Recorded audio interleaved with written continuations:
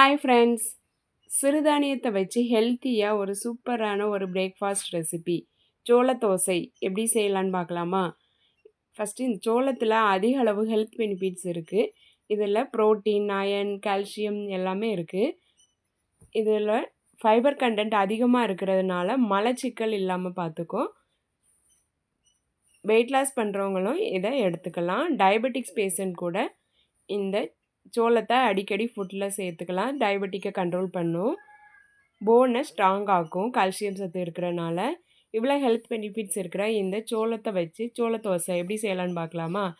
இதுக்கு 1 கப்பு சோளம், 1 கப்பு இட்லி அரிசி எடுத்துக்கிறேன். அதை வாஷ் பண்ணி ஒரு 6 ஹவர்ஸ் நல்லா ஊற வச்சுக்கிறேன்.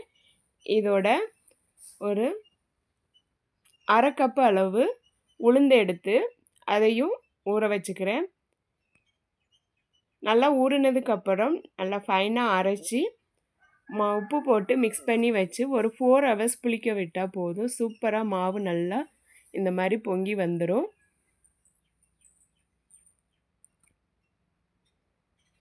மாவு நல்லா பொங்கி வந்ததும் தோசைக்கல்லை அடுப்பில் வச்சு எண்ணெய் தடவி நல்லா மெல்லிஸாக சுட்டு எடுத்தோன்னா சூப்பரான சோள தோசை ரெடி. நம்ம தோசை சுடும்போதே சோள தோசையோட மனம் அவ்வளோ அருமையாக இருக்கும்.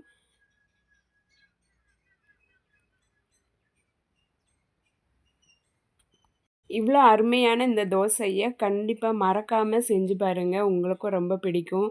நம்ம குழந்தைங்களுக்கு எப்படி சிறுதானியத்தை கொடுக்குறதுன்னு யோசிச்சுக்கிட்டே இருப்போம். இந்த மாதிரி தோசை, பணியாரம் அந்த மாதிரி செஞ்சு கொடுத்தோன்னா குழந்தைங்க கண்டிப்பாக விரும்பி சாப்பிடுவாங்க. அவங்களுக்கு இது சோள தோசைனே தெரியாத அளவுக்கு அந்த அளவுக்கு டேஸ்ட்டாக இருக்கும்.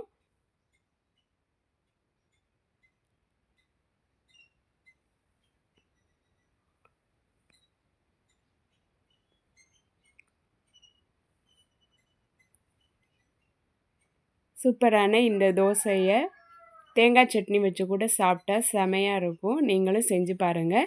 இந்த வீடியோ உங்களுக்கு பிடிச்சிருந்ததுன்னா லைக் பண்ணுங்கள், சப்ஸ்கிரைப் பண்ணுங்கள், கமெண்ட் பண்ணுங்கள், உங்கள் ஃப்ரெண்ட்ஸுக்கும் ஷேர் பண்ணுங்கள். தேங்க்யூ.